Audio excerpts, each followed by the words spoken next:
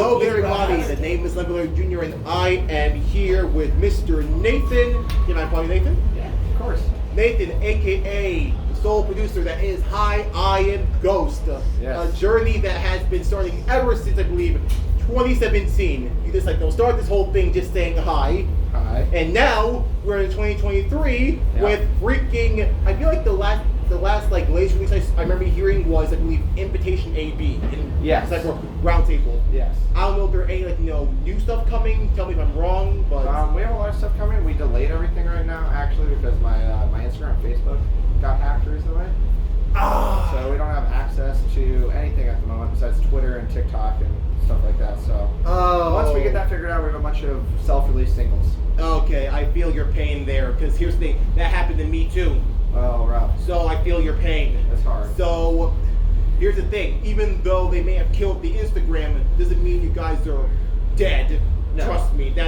Here's the thing, they're called Hi, I'm Ghost, so the spirit will still live on. And here's the thing, and I feel like with all the work you've done so far, the spirit will most definitely live on. Like I said, started up in 2017, and just grew ever since then. Some single releases, and then being picked up by Mac, and then we go into the support with Snails, I believe. Yes.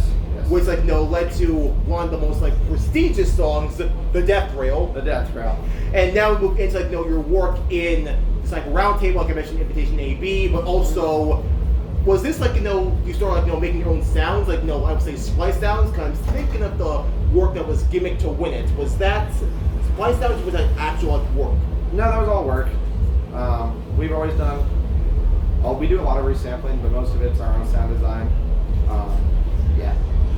It was a sound design, and then of course you move on to Subsidia with Do or Die, the EP, yes. And then of course Bass Rush, and then of course. This is one of my favorites, recently, which is your remix of Sail Away. Yeah, it was really fun to do for Sam for Trivecta. It was an amazing opportunity, and I had a blast. Me and Tiago had a blast making that one. That was an absolute amazing piece of work to hear. And let me also say this as well, just to get out of the way. I want to thank you so much, not only for your incredible work, but for collaborating with one of, I believe, the biggest rising artists we have in the modern day. Is it Jigweed? Emorfik. Oh, Emorfik. Oh no, Jigweed's amazing. We love you, Jigweed. We love you so much. But I'm sorry, I got the Emorfik bug right now, and that song Poltergeist. Oh my God, oh my gosh. I love him. I'm sorry. I had an interview with them last year. I absolutely love hearing their journey too. But I want the spotlight's on you. This is about Nathan. This is about Hi, I'm Ghost. So I could talk about Damiano Emorfik for a second. Oh, please do. So I found him. He did a double on TikTok of our collab with company Gunshots. And I remember seeing that. I reposted it, and I was just like, look, man, what you're doing is really cool. Keep the positivity and just what you're doing going. And then from there, we just started texting. He would call me for advice. And then we finally did a song together. Really organic, really fun to do. And I'm just so proud of what he's done. I think he's one of the most genuine new kids in the scene, and he's pushing what an artist could do in terms of building a community and doing it in a very organic way with passion. I think he's amazing. Damiano, you were absolutely incredible. Enough said. You were just absolutely amazing, and not to mention this I feel like 2022 was his first year ever touring. Yeah, it was. I saw he tweeted, I think it was today, that he was 1 year touring today. And another thing about that kid, I told him I've never seen him and Jigweed both. I've never seen someone work as hard as he does. Because the TikTok grind is real, and Damiano was just killing it. I think he was doing daily at one point, or multiple times a day. It's a lot of work. It's a lot of work. And the work is obviously paying off. 100%. I mean, we're already on to chapter 2 of his tour. Yep. Still spreading the angry shit out there all over the sound waves. Damiano, again, we are absolutely freaking appreciative of all that you've done. But again, back to you. How did how I Am Ghost thing come to be? What made you want to start this journey? So me and Tiago were friends, and we both had our own separate projects, which was I was Hi, I'm Ghost, and he had a project called iNexus. And we're I'm what? iNexus? iNexus. Yeah. So okay. we were just working on stuff together all the time, and then we were like, we we should just stick to one of these, and we really liked the Heim Ghost brand and what it stood for and all that. So we pushed on with that. And what does Hayam Ghost stand for? Now, for me, it's just being yourself. Be yourself, have fun, fuck around. Don't forget why you started. Don't forget why you started. Well, here's the thing, though. Since you talked about don't forget where you started, like, do you still like in your recent sets, like, you being special guest for Barely Alive in his Feel the Panic, Feel the Pain tour, and of course during the Graveyard tour and all the other debut tours, you always remember like to play like some of the classics or maybe like play the High Friends song sometimes in your sets or fuck no. No. Because when you say don't forget where you came from, it's like let's not forget the roots of it. Yeah. So we'll start the roots at Spooky Rhythm onwards. High Friends, it was fun when we made it, but I haven't played a song from High Friends for probably 5 years. You really did your research, man. Yes, and I've never had an interviewer bring up High Friends. Because, again, I'm a person who likes to really... When it comes to anybody, when it comes to like whatever they make, whatever they start doing, you gotta start from the very beginning. Even though like people say their first songs are cringy, that kind of thing. Like I mentioned the High Friends. My favorite in the past was Ruck Fidum. That was one of my favorites there. I like that one still. So you will play that one? I haven't played it in a while, but maybe I'll start playing it again. Please do, because that's one that absolutely bangs as well. And a close second, I'll say, was that song in Camblin Records, Waits, I believe, in 2018. What? W-A-T, right?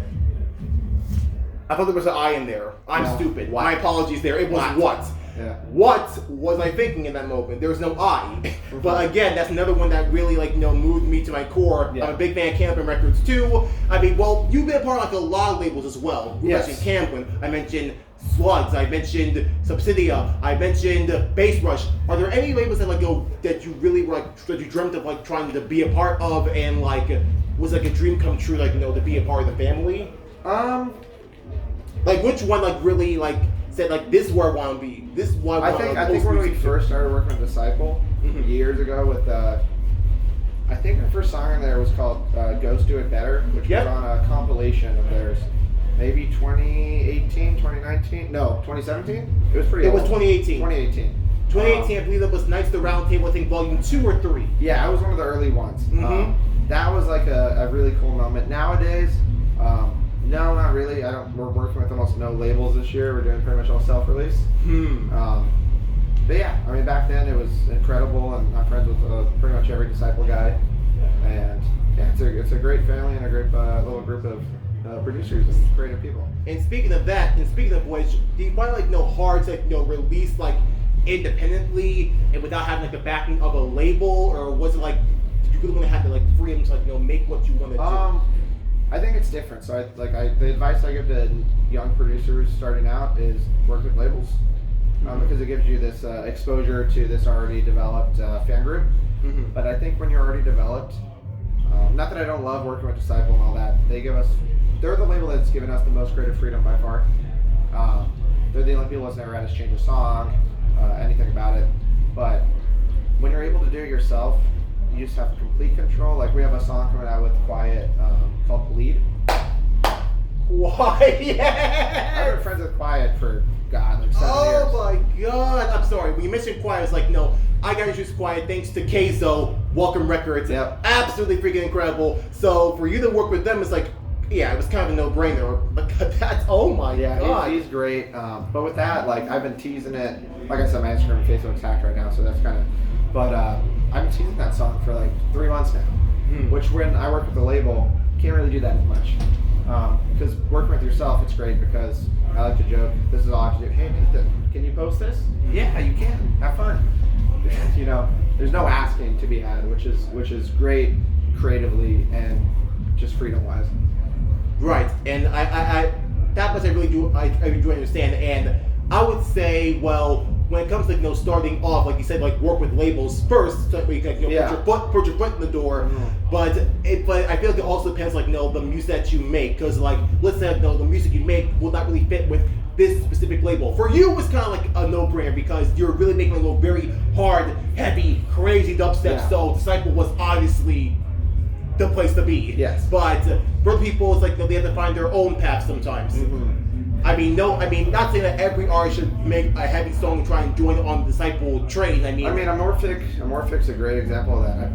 I'm pretty sure almost all of his releases are self-released, besides the Cyclops EP that he did. Right. Oh, well, here's the thing. He started off, that was like his big break, kind of. That's where I got introduced to Emorfik when he made the song Bad Kids, and it was in the Planet Cyclops compilation.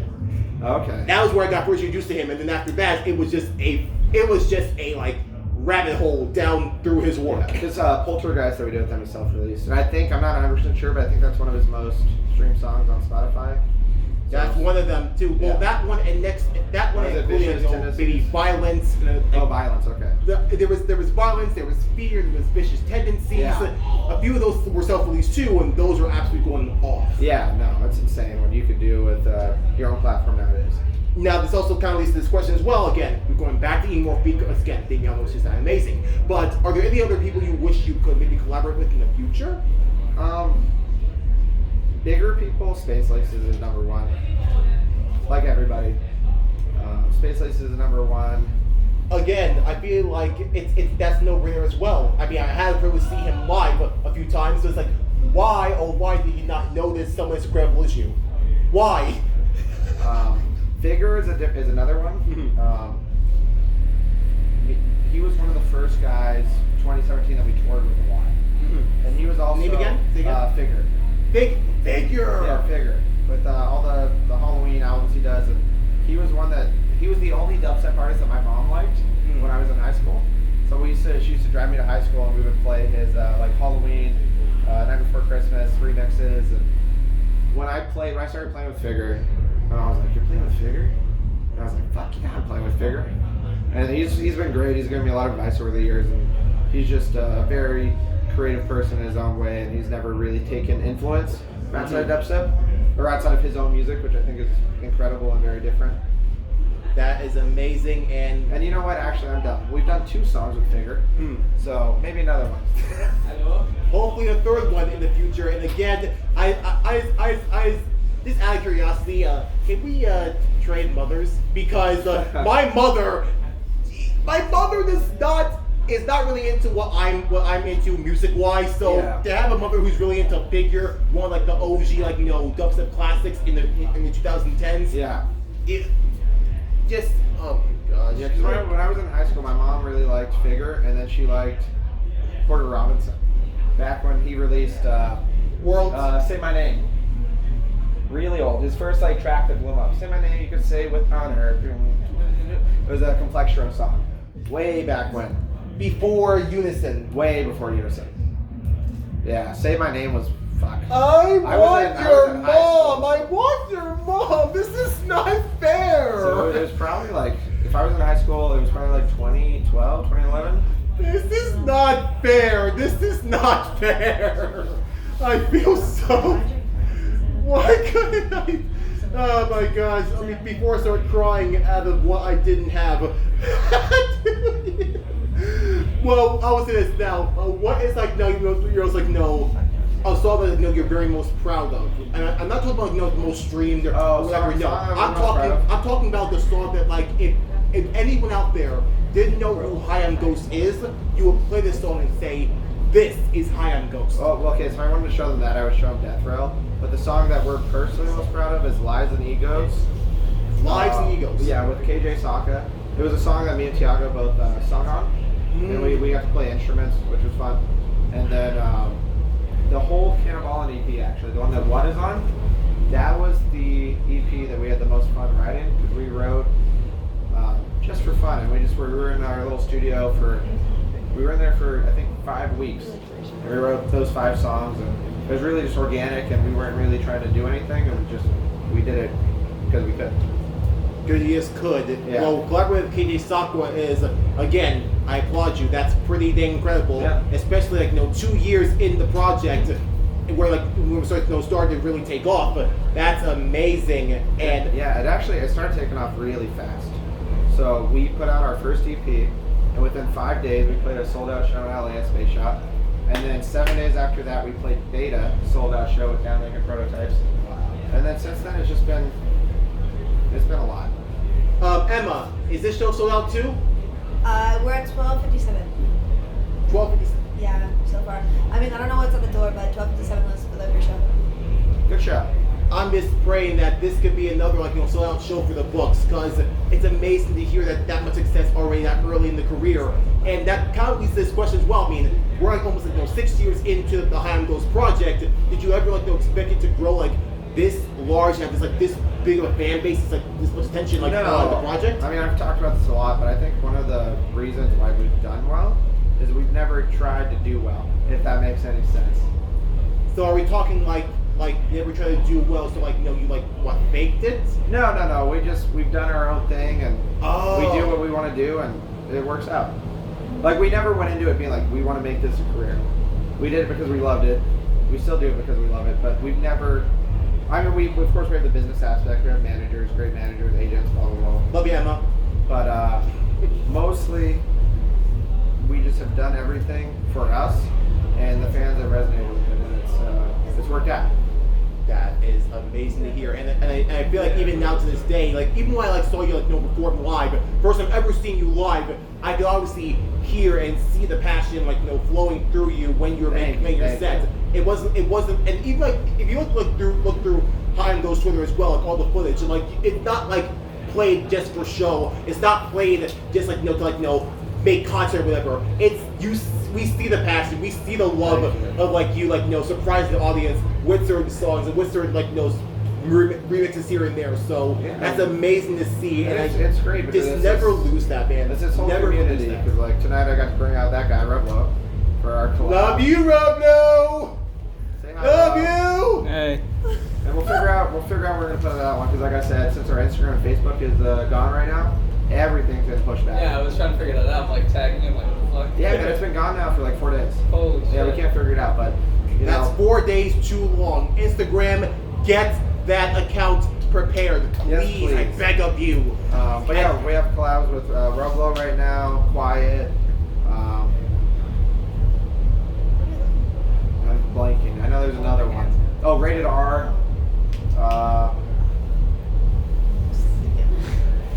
Merte. Stop. Yeah, Merte is one of my favorite new kids. He's killing it. Stop. I usually ask the question, what's next for High on Ghost, but I feel like that's just more than enough. Come on, just. Yeah, we got that, and then we have all the new High House stuff, and then we also have a bunch. Oh wait! Oh yeah, I remember, because again, in this we heard a little bit of the house music there. So yes. I'm just curious to know what made you go from dubstep to making house. Well, it's funny actually. We started making house, and both of us love making house. And then when I did my graveyard tour, bad decisions, but I opened my whole tour with High on House. Oh yes, I remember. But here's the thing: I wonder though, are there any house songs really stuck out to you when you were growing up, or listening to it? I mean, it's "Say My Name" by Porter Robinson, and then a little further along, Zoo, super influential. Zoo, CHU? Yeah, so Faded, and I really like his Generation Y album. Mm-hmm. And then just Chris Lake, a lot of the new Amanu stuff that's around that tempo is really, really good. Imanu absolutely killing it. You heard his album, right? Yeah, beautiful album. Unfold. Oh my god. Absolutely Put it in insane. the video as opposed to vodka just putting through its face. Sponsored by Greg Goose? Nope, I'm gonna say, we don't sponsor Greg Goose, we sponsor Beatbox Beverages. I'm kidding. I'm not sponsored by anybody. Emma. I mean, you can bring McCartney, I wouldn't care. No. But anyway, I really do appreciate you started to do the High on House thing. Yeah. And again, this makes you wonder, are there any other genres you want to do, High on Trap? No, so we have this idea that I've been talking about with my agents for a while. If I really feel like hating myself one day, where I want to do a show where I play the whole thing. So I started with High on House, and I do High on D&B, and I do High on Hard, which is hard style, and then High on Ghost. So I play for 4 hours, and then I die. I feel like at that rate, just call yourself High on EDM. Yeah, we'll call the show that. High on EDM. Just give it like, you know, tell everyone you're going to get a little bit of this, a little bit of that before, you know, I go descend into the grave. Exactly. That would be incredible. Emma, write that down. Oh, trust me, it's been written down for years. Okay, good. And hopefully that type of tour, that type of like, you know, creation can No tour for that. If I did a tour of that, I would literally die. So one show. It's one show. You right wouldn't. Oh no, I would not do a tour playing 4 hours a night. I'm curious. Okay. I did a tour playing I played 2 sets a night, and that was a lot. Understood. We have to make sure you know, save your energy, protect the mental health thing. Yes. Yeah, understandably so. Maybe, you know, like doing like, you know, once a year, maybe. Yeah, for sure. Once a year. Or once every 3 months if you're up for it. No. Okay, just once a year. We'll make it special. But that means I feel like if that does happen in the future, maybe like, you know, that means you gotta like make sure you get all like the big venues. Like if you're doing it like, you know, in New York, it's got like in Madison Square Garden. If you're doing it at like what or LA, whatever, the Kia Forum. If you're like, no, it has to be a big deal. Like it's 4 hours straight of 4 different genres. You gotta make sure you plan this out. Yeah, it was really cool because when I did my headline tour in 2022, I headlined a bunch of venues I never thought I'd be able to headline. So I did the Stereo Lives. I did really good on tickets. I've headlined the Ritz a bunch of times, and it's been really cool watching. Because like I said, we've never made it by trying to make it, but we just put in the work of. For people that are watching this from Dallas, I played this venue called Green Elephant about 6 times. I've headlined Green Elephant about 6 times, and then after that, I got to headline Stereo Live, and I think we did 1,800 tickets. That is amazing. No, incredible, you know. And also I'm just wondering, like, you know, is there like a venue that, like, you know, that you really didn't think that at all the venues that you played in, was there like any one like, you know, like, that was like almost surreal for you? No, none of the venues have ever surprised me. What surprised me, there was 2 moments in particular. One was on the Excision tour, where I played Rawhide in Arizona. And my set was cool, I had fun or whatever, but then I stayed around and I was watching Excision play. And it was kind of cool to take a step back and be like, wow, 15-year-old Nathan would shit himself right now. And then the second moment, there's 3. And then the second moment was I was on tour with Val, Virtual Riot. And we back-to-back a bunch of nights on the tour. And it was like the 3rd back-to-back. And I was like, wow, I can't believe this. I've been watching Virtual Riot YouTube videos since I was 15. And then now being on tour with Barely Alive, he was probably my biggest influence. The biggest influence ever. Yeah, by a lot. Was there like any song like, you know, like, really, like that really made you like love him or like, you know, inspired by him? Way back when, Rifle Blow Kiss, Spitfire, I think is the name of the song, and then a little farther along, what's it? No, they have to do a little bit of a cheers to Hi, I'm Ghost and your amazing success. A little farther along. You were saying? Cash was one of my favorite songs. That was I was kind of waiting for that. That was like my absolute introduction to Barely Alive. I was gonna say, are we gonna mention Cash, because that was like one that absolutely blew me away. The song, I'll say it's like right here. Hopefully Barely Alive sees this. I want you to know the song Cash. That was one of the songs in my high school years that saved my life. I'm not kidding. Awesome. I loved back when it was had the Damn Daniel sample on it. That was a while ago. Oh my gosh! But that is amazing to hear, and I'm just so happy. Like, again, so many amazing artists out there are seeing the beauty, they're seeing the power of Hi, I'm Ghost. Like so many like legends in Disciple, seeing the power of you is absolutely incredible to hear and see. And I only know, like, the sky's a freaking limit for you. Like you can take over the whole graveyard. I don't care what. There's so much there's so much more for you to do, and already so much you've accomplished. I'm just so happy, honored, blessed, and proud of what you're doing so far. Thank you so much. I can only imagine, like, you know, what the future holds for Hi, I'm Ghost in the future. Just thank you so much for everything, man. No, thank you, and the light and the positivity that you bring to the scene, I think is absolutely incredible. It's something that we need more of. I really do appreciate that. I'm honored and blessed, like, you know, be like one of those people that, you know, bring that type of energy, that type of positivity to the scene, because again, people have been telling me, a lot of artists telling me, this world, this community is filled with a lot of cynicism. It's filled with a lot of negativity. Yeah. So I keep thinking to myself, I see all this. Yeah, I see all this. I think to myself, why, oh why, do we not highlights the good stuff about the community. Yeah, I think one of the things that we all kind of get caught up in, and I don't know who said it, but music's not that serious.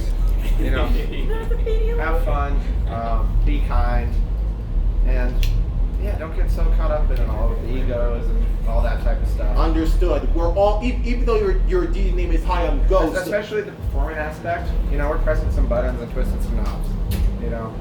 Understood. And even though, again, like you call yourself Hi, I'm Ghost. Hi, Barely Alive.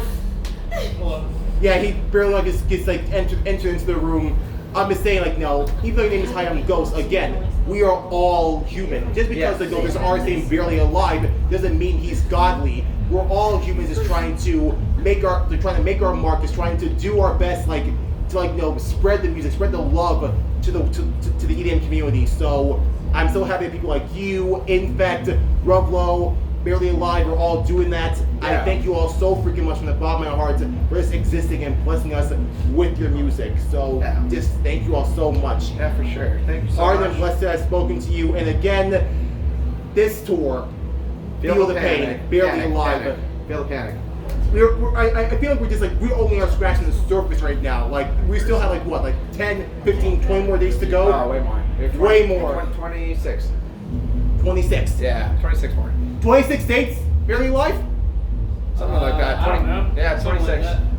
But dude, oh my gosh, so the best is yet to come for this tour, and this guy will be there every single time, hopefully. Yeah, #1 Barely Alive fan right here. Yep. And just want to say to everyone, thanks so much for watching, and thanks so much, Hi, I'm Ghost, for just blessed with your presence. Again, keep this thing going. We're 6 years in. I'm reaching for the big 1-0. That's gonna be like the main goal I want to see. 10 years of I Am Ghost. I can hardly wait for that anniversary to come along. You know what's funny? It goes by so fast. Because I didn't realize it was 6 years until like a week ago. When I looked and I was like, I saw some like Facebook memory come up, and it was like some big show I played 6 years ago, and I was like, oh, I was 21. Now I'm 27. Yeah, you're 27. That is amazing. Yeah. So, dude, I mean, I'm happy to be the one that goes to. I'll be waiting for the day. Just tell me what's the date when Hi, I'm Ghost came to form. I will have to celebrate the 10-year anniversary of your incredible work, because it's gonna be a beautiful night. It's gonna be a beautiful day, and again, so much more music to You know come what? from you. Maybe for the 10-year anniversary, we'll do the 6-hour Hi, I'm Ghost set. That would be the perfect gift for the anniversary. Yeah. I can hardly wait for that day. But in the meantime, this tour, let's get out there, let's kill it, and keep killing it every single time. And everyone, you can buy tickets on feelthepanic.com. I'll make sure I put the link in the description below. Willie. I'll make sure I put the link in the Is description it below. Yep. It's feelthepanic.com, right? FeelThePanicTour.com. Oh, fuck. Feelthepanic.tour.com. Buy your tickets and come see Barely Alive featuring Hi, I'm Ghost. Yep, and don't forget to tell your friends and your parents, your grandmas, aunts and uncles, everyone you know. Feel the Panic. Buy 2 tickets. 2 tickets. Bring your dog. Don't bring your dog. Don't bring your dog. That's really not cool. Bring your mom. Bring your mom. Bring your mom. But your dad. And Don't bring your dad. Just bring your mom. Let my dad loves this type of music. Just bring your mom. Good night, everybody. Well, yeah. This is my Jr. signing out. Peace.